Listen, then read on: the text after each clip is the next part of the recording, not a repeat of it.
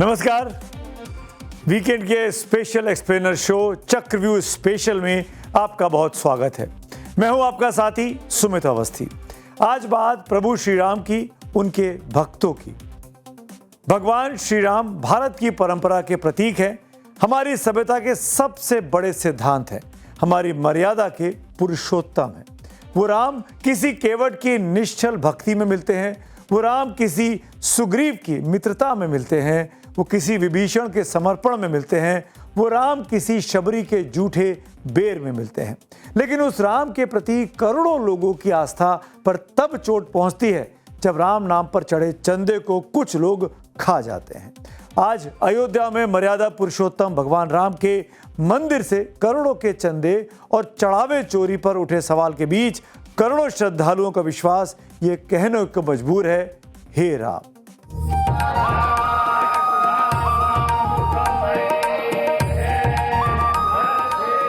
युग बदला, समय ने कई चक्र पूरे किए, इतिहास की छाती में न जाने संस्कृति की कितनी ही थाती समा गई, न जाने इस देश के वैभव की कितनी पराकाष्ठा देखी, न जाने दुर्दिन के कितने पल झेले। लेकिन हर दौर में, हर काल खंड में, हर युद्ध में, हर शांति में, साम्राज्य में, लोकतंत्र के हर राज्य में एक बात स्थायी रही, वो भगवान राम, उनका नाम और उनके आदर्शों पर टिके राम राज्य की कल्पना। और उसी कल्पना में अयोध्या के दिन फिरे। आज सांस्कृतिक विरासत का हर मार्ग अयोध्या की तरफ ही जाता है।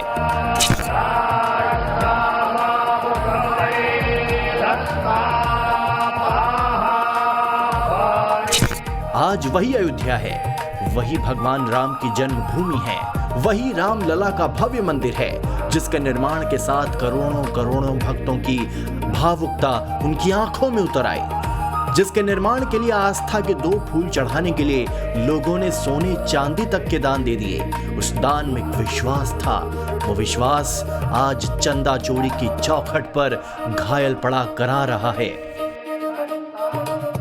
बहुत दुर्भाग्यपूर्ण प्रसंग है ये।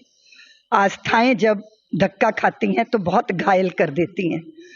श्री राम जन्मभूमि का संघर्ष 500 वर्ष लगातार चलने वाला संघर्ष है, जिसमें धन की तो छोड़ दो, अपने प्राणों तक की आहुति दी गई है। उस स्थान पर इस तरह की घटनाएं सचमुच दुर्भाग्यपूर्ण है। ये 7.5 करोड़ का विषय नहीं है। इसमें तमाम आभूषण जो श्रद्धावश लोगों ने चढ़ाए वो भी गायब हैं। ये सारा विवाद इस बात पर शुरू हुआ कि भगवान श्री राम के मंदिर से अयोध्या में चंदा चोरी हुई तो किसने की? आखिर उन आरोपों का जवाब कौन देगा जो सोने चांदी के रूप में चढ़ावा चढ़ाने वाले भक्त आज उठा रहे हैं? जब मंदिर बना सभी खुश थे सभी लोग। अगर वैसे वहाँ पे ऐसा कुछ हो रहा है, हमारे राम जी के मंदिर में ऐसा कुछ हो रहा है तो बिल्कुल फर्क पड़ेगा, हमें दर्द होगा, दुख होगा। भगवान के दरवाजे पे लोग भगवान से भी नहीं डर रहे हैं, तो इससे तो और इंसान किससे डरेगा और आगे कलयुग कैसे आएगा नहीं पता। तो ये तो इनके क्या है, अंदर की मलिनता समझो या उनके बुरे विचार, कुछ ऐसी भावना कि हम लोग ऐसा काम करें। नहीं तो ये सामान्य आदमी की बस की बात नहीं है ऐसा चोरी करना। चढ़ावा चोरी होने का दुखड़ा रोया गया, जेवरातों के गायब होने की कहानी सामने आने लगी, रामलला को चढ़ाए गए हार और चरण पादुका गायब होने के दावे किए गए। कहने वाले तो यहाँ तक कह गए कि सालों के इंतजार के बाद रामलला को भव्य मंदिर मिला तो चांदी की सिल्लियां दी गईं, काक भुषुंडी तक अपनी कमाई से खरीदकर अर्पित किए गए। चंपत राय सर्वे सर्वा हैं। जब चंपत राय महाराज दशरथ बनकर जनकपुर जा सकते हैं तो कुछ भी कर सकते हैं। वो सर्वे सर्वा हैं, सारी नियुक्तियां उनके निगरानी हुई है, चाहे अनिल ने किया हो चाहे गोपाल जी का किया हो, सारी नियुक्तियां उनके निगरानी हुई है। और किस आधार पर नियुक्ति किया उन्होंने? कोई अपॉइंटमेंट लेटर जारी किया है क्या? कोई नियुक्ति निकला है क्या? सब जान पहचान लोगों को नियुक्ति कर दिया। हालांकि कई आरोपों को एसआईटी ने खारिज कर दिया। एसआईटी सूत्र कहते हैं कि मंदिर ट्रस्ट के दान में दी गई चांदी के ईंटों को कहीं गायब नहीं किया गया, बल्कि नियम के तहत उन्हें गला दिया गया और फिर सुरक्षा के लिए बैंक लॉकर में रखवा दिया। काक भुषुंडी भी कार सेवकपुरम में सुरक्षित होने की बात सामने आई। हालांकि राम मंदिर में चढ़ावे और चंदे में हेरफेर के सवाल तो उठे और फिर शक के बादल गहरा गए। पहले उस घटनाक्रम को समझिए जिसमें यह मामला खुलकर सामने आया। 7 जून को समाजवादी पार्टी के नेता पवन पांडे ने राम मंदिर के चढ़ावे में से 5 से 7.5 करोड़ रुपए की चोरी के आरोप लगाए। बेइज्जती हो रही है इनके देश और पूरे प्रदेश में। किसी मर्यादा पुरुषोत्तम श्री राम के नाम पर एक गली गली वोट मांगते हैं, राम के नाम को बेचते हैं, राम के नाम पर राजनीतिक कारोबार करते हैं। उसी राम की धरती पर जमीन का घोटाला किसने किया? ट्रस्ट ने। तो इनका तो चरित्र पहले दिन से ही घोटाला करने का है। नहीं तो क्या आप मानते हैं कि सच में घोटाला हुआ है और इसमें 4 लोग गिरफ्तारी हिरासत में लिया गया है? नहीं तो आग लगी नहीं, धुआं कहां से आ रहा है? इस मामले में सरगर्मी 8 जून को तब बढ़ गई जब समाजवादी पार्टी के प्रमुख अखिलेश यादव ने सोशल मीडिया पर इस मुद्दे को उछाल दिया। उन्होंने अदालत से कहा कि ऐसे मसले का वो स्वतः संज्ञान ले। उसके बाद से अखिलेश यादव लगातार इस मुद्दे पर आक्रामक अंदाज में सामने आते रहे। यूपी का अगर हिसाब किताब लगाएं, जो हर बूथ हर गांव से लोग गए थे, बसों से भेजे गए थे। अगर मान लें हम 80 लोकसभा से लोग गए थे और हर लोकसभा से अगर केवल 10 करोड़ का चढ़ावा आया होगा तो सोचिए 10 गुना 80 कितना हो गया चढ़ावा? 800 करोड़ रुपए। चाहे पवन पांडे हो या अखिलेश यादव, ये विपक्षी नेता हैं, इसलिए इनके आरोपों में राजनीति के घालमेल का भी सवाल उठा। लेकिन आगे मामला तब बढ़ गया जब अयोध्या में बीजेपी के एक स्थानीय नेता डॉक्टर रजनीश सिंह ने प्रधानमंत्री को पत्र लिखकर निष्पक्ष जांच की मांग कर दी। बीजेपी के अंदर से ही उठी मांग को बल तब मिला जब इस घोटाले में ताकतवर लोगों के शामिल होने के बाद बीजेपी के पूर्व सांसद बृजभूषण शरण सिंह ने उठा दी। जब सवाल बीजेपी के अंदर से उठने लगा तो अयोध्या में भी सरगर्मी तेज हो गई। 9 जून को राम मंदिर निर्माण समिति के अध्यक्ष नृपेंद्र मिश्र ने ट्रस्ट के सदस्यों के साथ बैठक की। उस बैठक में खबर है कि चढ़ावे की राशि, उसकी गिनती और उसके हिसाब किताब पर चर्चा हुई।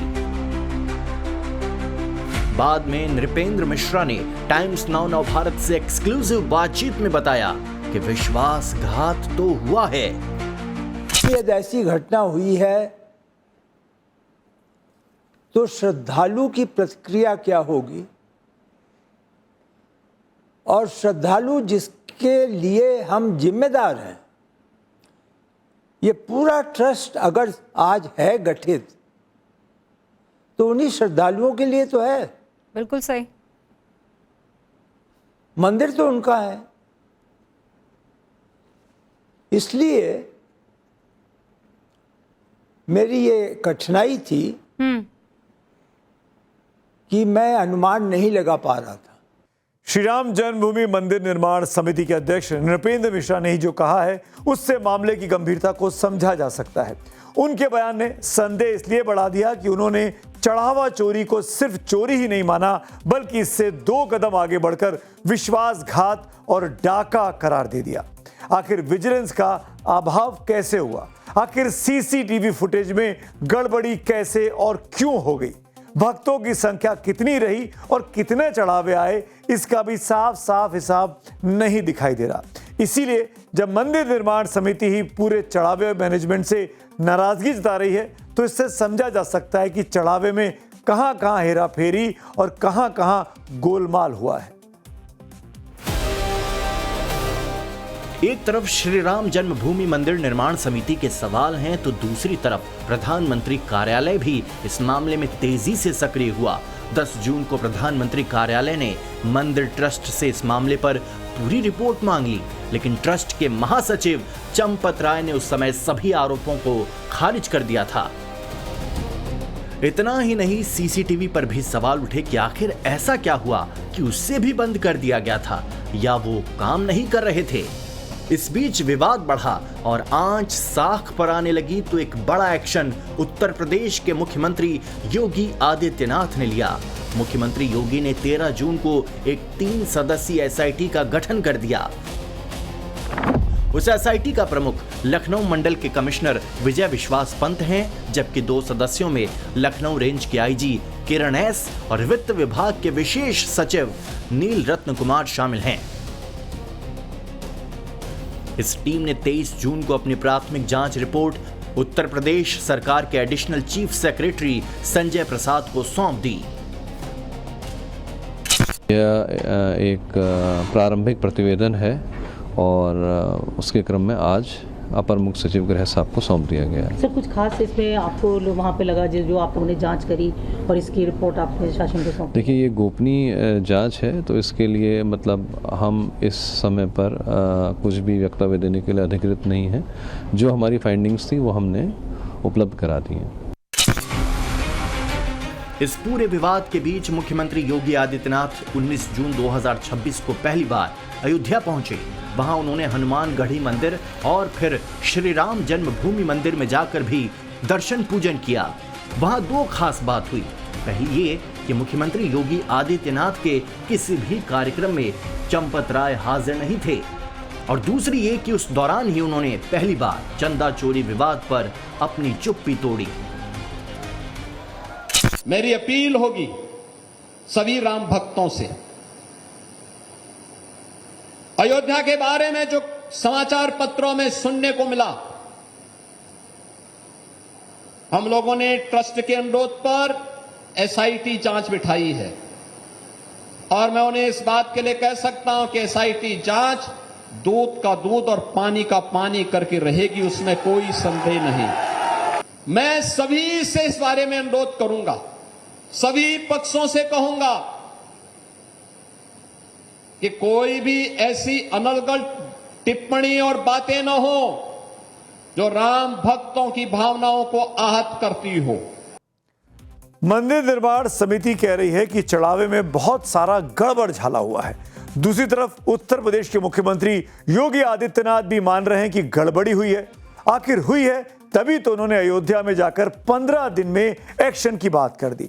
इससे ट्रस्ट के प्रति मुख्यमंत्री योगी आदित्यनाथ की नाराजगी दिखती है, तो दूसरी तरफ ये उम्मीद भी बंधी है कि दूध का दूध और पानी का पानी होगा। 22 जून की शाम तक राम मंदिर के दरवाजे हमेशा की तरह खुले रहे, मगर माहौल में तब्दीली थी। जांच के साए में रामलला के दरबार में पहुंचने वालों की संख्या में भारी कमी आ गई। जहां से कतारें लगती थीं, वहां भक्तों की ऐसी संख्या कि चंद मिनटों में गिननी जाए। वीकेंड में जो आंकड़ा 1 लाख के करीब होता था, वो कुछ हजार पर सिमट कर रह गया, और कम आने लगी चढ़ावे की वो रकम जिसे लेकर पूरा घालमेल शुरू हुआ।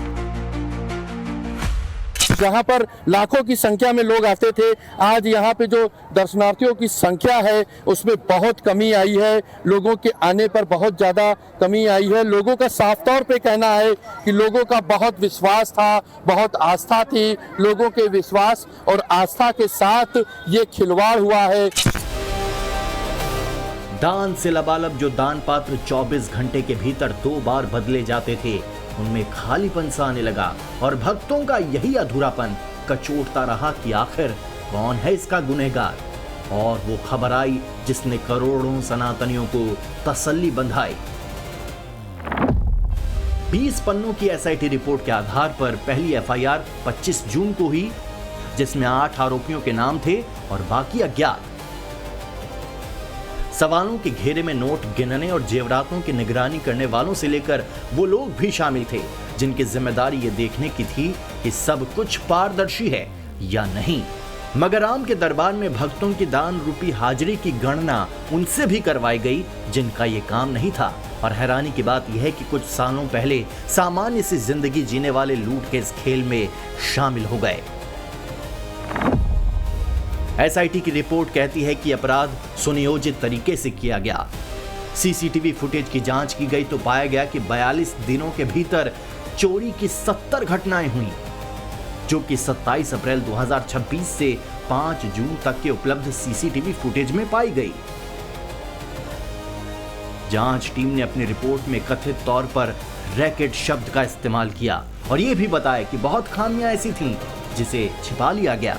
मगर दूध का दूध और पानी का पानी करने का वादा करने वाले योगी ने ठान लिया कि चोरी हुई तो कार्रवाई भी होगी, और ऐसा किया भी। 8 आरोपियों को कोर्ट ने सोमवार तक जेल भेज दिया।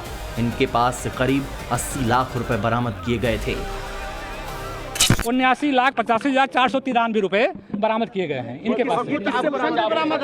उसमें केवल एक को छोड़कर सुभाष के पास से बरामद नहीं है, वो षड्यंत्र में शामिल थे। बाकी सबके पास से अलग अलग अमाउंट बरामद हुए हैं। तो इसमें लोक सेवक हैं, ये सरकार के द्वारा वेतन लेते हैं, और इसमें जो है बैंक कर्मी भी हैं बहुत सारे। इसमें SBI के बहुत सारे लोग हैं, हाँ, लोक सेवक हैं। कितने SBI के कर्मचारी? SBI के लगभग 5-6 हैं।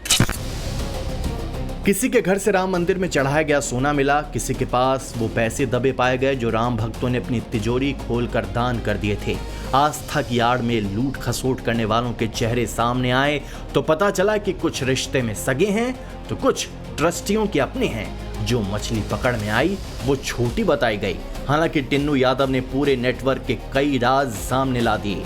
जांच में ये भी पाया गया कि टिन्नू यादव के पास हुंडियों की चाबी रखने का कोई आदेश नहीं था, मगर वो ऐसा कर रहा था और ट्रस्टियों ने इस पर आंख मूंद रखी थी। गलती है चंपत राय की, उनको पता नहीं था क्या? वो कहां से बड़ा आदमी बन जा रहा है, कहां से फर्नीचर गाड़ी आ रही है, कहां से हॉस्टल बन रहा है, कहां से सब व्यवहार है, उनको नहीं पता था क्या? और जो उनको नहीं पता था तो महिपाल ने जब कहा है ये घटनाएं हो रही हैं, तो टिन्नू यादव ने जाकर के 8 महीने का वो CCTV क्यों डिलीट करा दिया? जो सवाल टिन्नू यादव को लेकर उठ रहे हैं, क्या उस पर लीपापोती की कोशिश की गई थी? ये लापरवाही इसलिए नहीं क्योंकि SIT की जांच कहती है कि ट्रस्ट को बहुत पहले ही चोरी का अंदेशा हो गया था।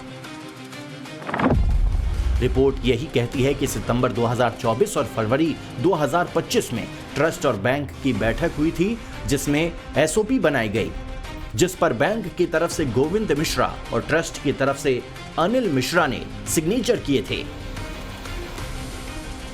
SOP का मतलब यही होता है कि किसी काम में गलतियों की संभावनाओं को कम करना और सब कुछ पारदर्शी रखना, मगर यही भाव चढ़ावे की रकम को लेकर गायब दिखने लगा।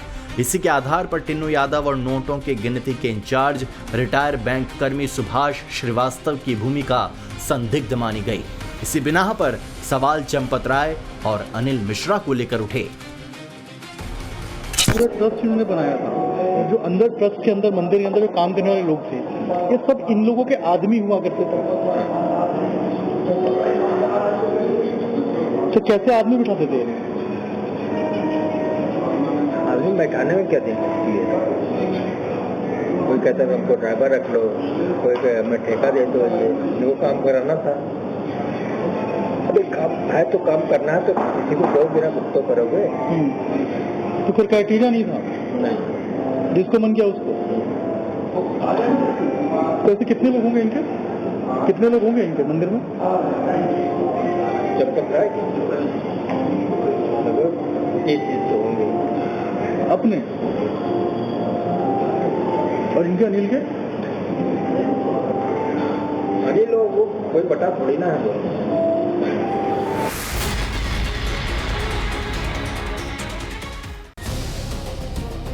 जो मंदिर आंदोलन से निकले हैं वो रामलला के दरबार में आए दान की चोरी पर चुप्पी साध लें, ऐसा जिक्र पहले कभी मिलता नहीं।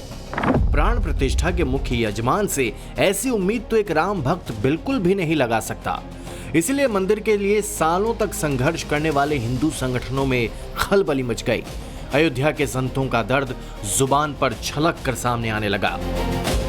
हर जगह पर गवाही दी जा रही है, लोगों के चांदी के ईंटें 200-200 किलो ईंटें गायब हो गई, चांदी का कौवा दिया गया था काकभुसुंड, वो गायब हो गया। ये आदमी खुल के कह रहा है, फोटो दिखा रहा है कि चंपत राय को ही हमने रिसीव कराया, तो इसको क्या कहा जाएगा? इसका मतलब है कि सीधे सीधे उनकी इन्वॉल्वमेंट इसमें है। जो राम नाम की लूट के जप का पाठ करते हैं वो राम के नाम पर होने वाली लूट को बर्दाश्त नहीं कर पा रहे। कहने लगे कि घपला हुआ है तो फिर घपले बाजों पर एक्शन में देरी क्यों? क्योंकि टिन्नू यादव चंपत राय के विश्वास पात्रों में शामिल था, कभी कार ड्राइवर हुआ करता था और जीजा साले की जोड़ी के नाम से फेमस अनुकल्प मिश्रा और लवकुश मिश्रा भी ट्रस्टी के रिश्तेदारों में गिने जाते हैं।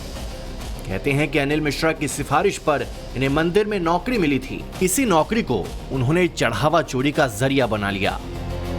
टिन्नू यादव का जो परिवार है वो यहाँ से गायब हो चुका है, यानी परिवार के जो लोग हैं वो घर छोड़कर इस वक्त फरार हो चुके हैं।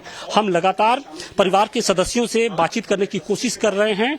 देखिए, ये टिन्नू यादव का ये घर है, स्वर्ग द्वार का ये मोहल्ला है, और हालांकि अभी इस गेट पर ताला तो नहीं लटक रहा है, लेकिन हम कोशिश करते हैं कि कुछ लोगों से बातचीत करें। कोई है भैया? कोई है? कोई है? ये रामशंकर यादव उर्फ टिन्नू यादव हैं, जिनको लेकर सबसे ज़्यादा चर्चाएं हैं, जिनको लेकर सबसे बड़े आरोप है। कहा जा रहा है कि चंपत राय के ड्राइवर रहे हैं, बड़े पहुंच रही है। ये उनका गेस्ट हाउस है, जिसको लेकर शुरू में भी सवाल उठा था, और हालांकि उनकी पत्नी ने कहा था कि ये गेस्ट हाउस उन्होंने पहले बनवाया, लेकिन आज जब पुलिस ने उन्हें गिरफ्तार किया, उसके बाद पुलिस की टीम उन्हें यहाँ पर लेकर आई थी। यानी कि रमाशंकर यादव उर्फ टिन्नू यादव को पुलिस गिरफ्तार करने के बाद इसी गेस्ट हाउस पर लेके आई, और यहाँ पर उनसे उनकी निसंदेही पर इसके तय किया गया कि क्या ये प्रॉपर्टी उनकी है, क्योंकि ये प्रॉपर्टी सवालों के घेरे में है। गेट बंद कर लिया गया है, अंदर से कोई आवाज आ रही है लेकिन कोई बाहर नहीं आ रहा। कोई अंदर है भाई? कोई अंदर है?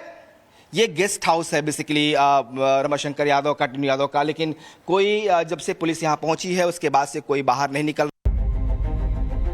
टिन्नू यादव समेत 8 आरोपी गिरफ्तार हुए तो ये अयोध्या से दिल्ली तक गूंजने लगा कि बड़ी मछलियों को बचाने की खातिर इन पर एक्शन लिया गया। और फिर इसी कड़ी में वीएचपी की बैठक हुई। इस बैठक का सार यही था कि जो जिम्मेदार है उन्हें इस्तीफा तो देना पड़ेगा। आगे क्या होगा ये भविष्य के गर्त में है। सूत्रों के मुताबिक ट्रस्ट की तरफ से चंपत राय, अनिल मिश्रा, गोपाल राव मौजूद इस मीटिंग का हिस्सा बने, और वीएचपी की तरफ से महामंत्री बजरंग लाल बांगड़ा, केंद्रीय संगठन महामंत्री मिलिंद परांडे और केंद्रीय सह संगठन महामंत्री विनायक राव समेत कई प्रमुख पदाधिकारियों ने मोर्चा संभाला। कई घंटों तक मंथन हुआ। चढ़ावा चोरी से लेकर ट्रस्ट की भूमिका पर विचार विमर्श हुआ, और फिर इसी के बाद चंपत राय ने राम मंदिर ट्रस्ट के अध्यक्ष को अपना इस्तीफा भेज दिया।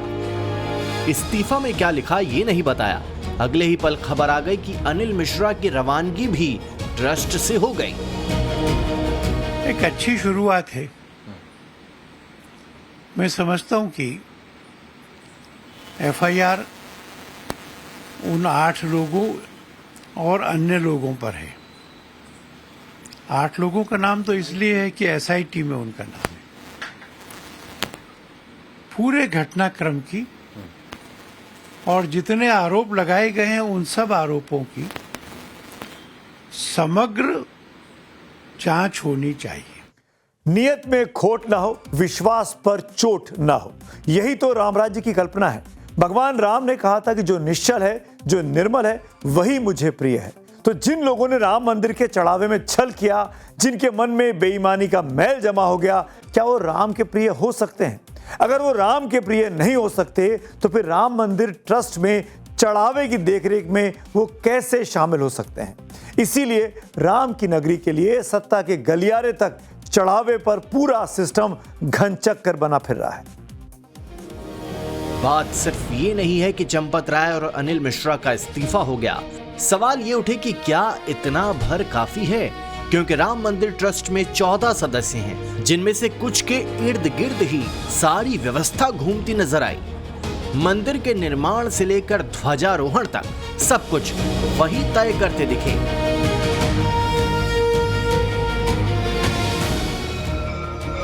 भगवान राम से जुड़ी आस्था, प्रभु श्री राम के मंदिर की व्यवस्था और उससे जुड़े नियम। ऐसा लगा मानो लिखे हुए को भी बदलने की कोशिश हुई। मगर जो ये मानते हैं कि किए धरे का हिसाब इसी जन्म में होता है, उस धारणा को पूर्ण करने का कदम उठाया गया। ये सब ये राजनीतिक स्टंट है, और जब आदमी इतने बड़े ओहदे में बैठा होता है तो ये विपक्ष वाले इस तरह की बातें अमूमन करते हैं कि इन्होंने ये कर लिया, जबकि ऐसा नहीं है। उनका जीवन 50 साल का जीवन पारदर्शिता का, ईमानदारी का, निष्ठा का, त्याग का जीवन रहा है। और जिन लोगों ने ये काम किया है उन्होंने जो है इनके साथ विश्वासघात किया है। हैरानी तो हो ही रही है, जिसने अपना पूरा जीवन दिया है उसके ऊपर में ऐसा लिख रहा है। तो खैर राम जी हैं ही, देख रहे हैं सब। बहुत गंभीर आरोप लग रहे हैं जो ट्रस्ट में जो लोग काम करते थे, नीचे जो गणना की जो चढ़ावा था उसकी गणना करते थे। अब देखिए इस डिटेल में तो भाई एसआईटी जांच कर रही, वही लोग बता पाएंगे। अब क्योंकि हम तो कभी मंदिर से जुड़े नहीं हैं, हम लोग का तो अलग काम है, तो हम उसमें कुछ नहीं कह सकते। बाकी एसआईटी कर रही है, अपनी जांच देखेगी वो। सवाल अब ट्रस्ट पर ट्रस्ट यानी भरोसे का है, और इस भरोसे की बुनियाद को मजबूत करने के लिए एसआईटी ने कई सिफारिशें की हैं, जिसमें अहम बात यही है कि ट्रस्ट का पुनर्गठन किया जाना चाहिए। एसआईटी की सिफारिश के मुताबिक किसी वरिष्ठ अधिकारी को मंदिर का सीईओ नियुक्त किया जाए। ट्रस्ट के बाकी सदस्यों की जिम्मेदारी भी बढ़ाई जाए ताकि पारदर्शिता बनी रहे। एसआईटी ने अपनी जांच के लिए और समय मांगा है ताकि आगे की कार्रवाई संभव हो सके। हालांकि ये भी क्लियर कर दिया है कि जिन चीजों के गायब होने के दावे किए जा रहे थे वो भरोसेमंद नहीं है, इसलिए जांच के बाद ही भरोसा करें। मुख्यमंत्री योगी आदित्यनाथ ने यही बात एफआईआर के बाद दोहराई। हमने कहा था एसआईटी गठित की गई है, एसआईटी की रिपोर्ट आने के साथ ही हमारी कार्रवाई भी प्रारंभ हो जाएगी। और आपने देखा होगा एसआईटी की रिपोर्ट आई, तुरंत कार्रवाई प्रारंभ हो गई। और मैं आश्वस्त करता हूं, जो मैंने कहा था दूध का दूध और पानी का पानी हम करके रहेंगे। जन आस्था के साथ खिलवाड़ स्वीकार्य नहीं। सनातन आस्था के साथ जो भी खिलवाड़ करेगा उसका भुक्तभोगी होगा। किसी को छूट नहीं दी जा सकती। मुख्यमंत्री योगी आदित्यनाथ के लिए राम मंदिर एक भक्त के तौर पर भावना से जुड़ा है। गुरु के सानिध्य में लिया गया मंदिर बनाने का संकल्प भी योगी आदित्यनाथ को इसे खास बनाता है। इसलिए योगी हर कदम पर सधे हुए हैं। भक्तों की आस्था के साथ हुई ठगी को इंसाफ बनाने के लिए संकल्पित हैं। आस्था और विश्वास एक ही चीज के कई रूप बना देते हैं। सड़क पर पड़ा एक पत्थर होता है, मंदिर में वही पत्थर भगवान का रूप हो जाता है। उसी तरह मंदिर में चढ़ाया गया धन का हिसाब शीशे की तरह साफ होना चाहिए, आर पार दिखने वाला होना चाहिए। जैसा कि तिरुपति मंदिर में होता है, वहां रोजाना 3-4 करोड़ रुपए का चढ़ावा चढ़ता है, लेकिन पाई पाई का हिसाब दुरुस्त रहता है। तो वही व्यवस्था अयोध्या में भगवान राम के मंदिर में क्यों नहीं हो सकती? राम मंदिर में चढ़ावा चोरी का मुद्दा ऐसा नहीं कि बीती ताही बिसार दे की तर्ज पर भुला दिया जाए। यह आस्था से जुड़ा ऐसा सवाल है जिस पर चिंतन भी जरूरी है, बदलाव भी अहम है। वरना श्री रामचरितमानस के उत्तरकांड में तुलसीदास लिख गए हैं, सोई सयान जो परधनहारी, जो कर दंभ सो बड़ आचारी।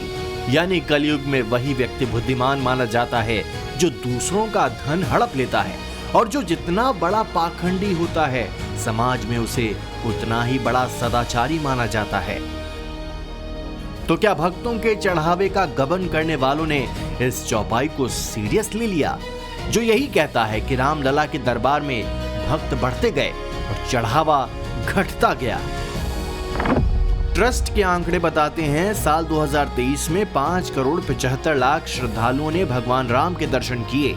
2024 में रामलला के प्राण प्रतिष्ठा हुई तो यह आंकड़ा 16 करोड़ 44 लाख पहुंच गया, और बीते साल यानी 2025 में 22 करोड़ 42 लाख भक्तों ने राम नगरी अयोध्या में आकर खुद को धन्य माना।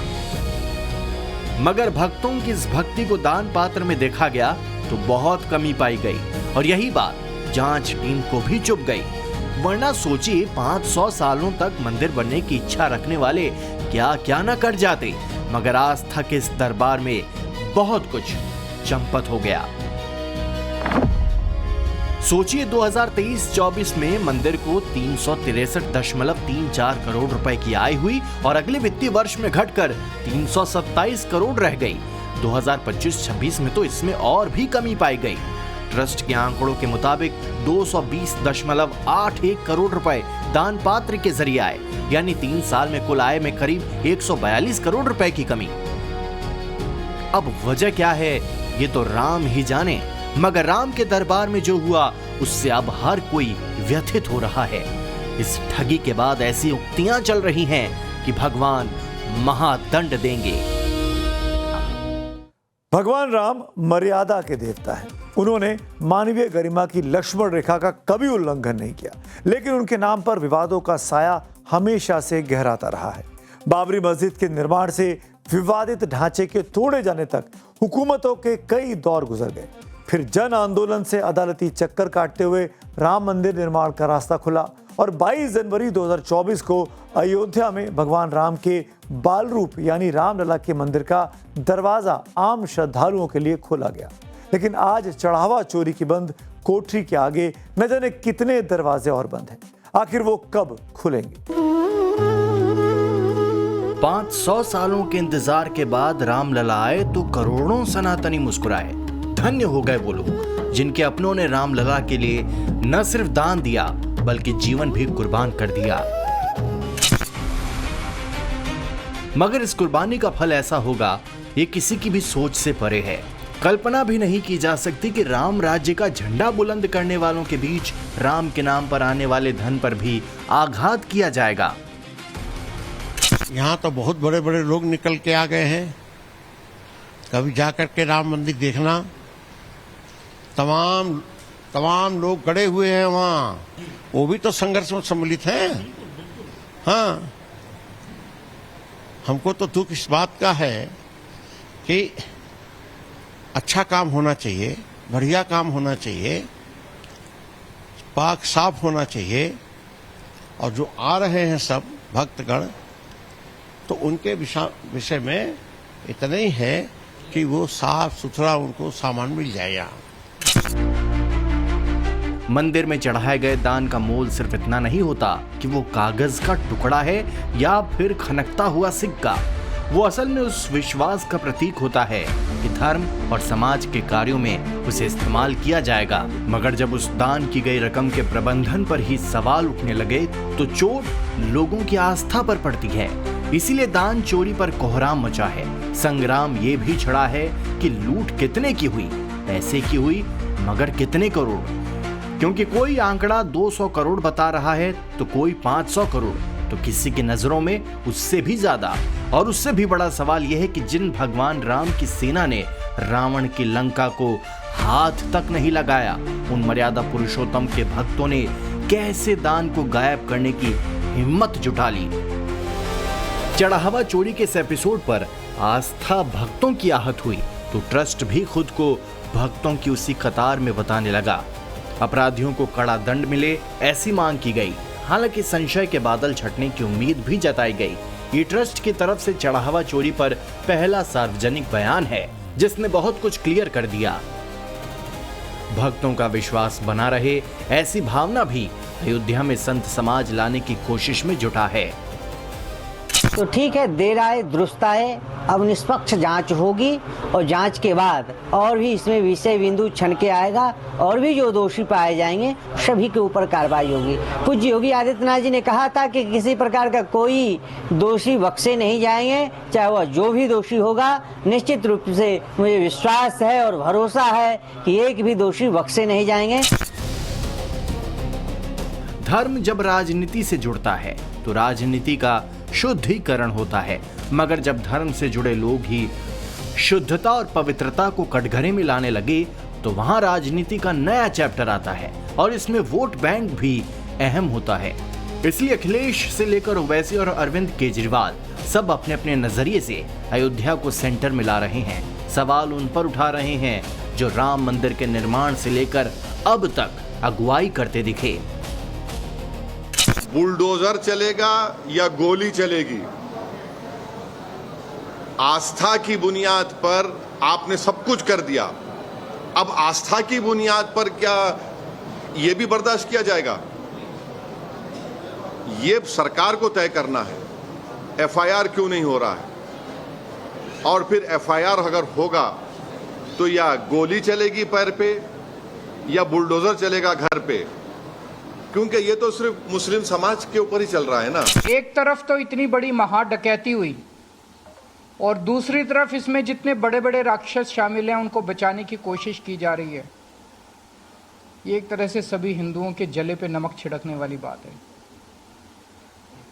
लोगों का कहना है कि उन्हें तब तक उनकी आत्मा को शांति नहीं मिलेगी जब तक इन चोरी करने वाले लोगों को, बड़े बड़े लोगों को सरेआम फांसी की सजा नहीं दी जाएगी। भगवान राम का नाम राजनीतिक विमर्श में बहस बन रहा है, मगर इस स्वरूप में होगा, इसे लेकर कई सवाल हो सकते हैं। और सवाल इसलिए भी जरूरी है, क्या करोड़ों राम भक्तों का विश्वास उसी तरह मजबूत रह पाएगा जिसकी बुनियाद ही निस्वार्थ कर्म से जुड़ी थी? क्या राम मंदिर के दान पात्र में चढ़ावा चढ़ाने वाले श्रद्धालु यह आश्वासन पा सकेंगे कि होई सोई जो राम रचि राखा? ब्यूरो रिपोर्ट, टाइम्स नाउ नव भारत।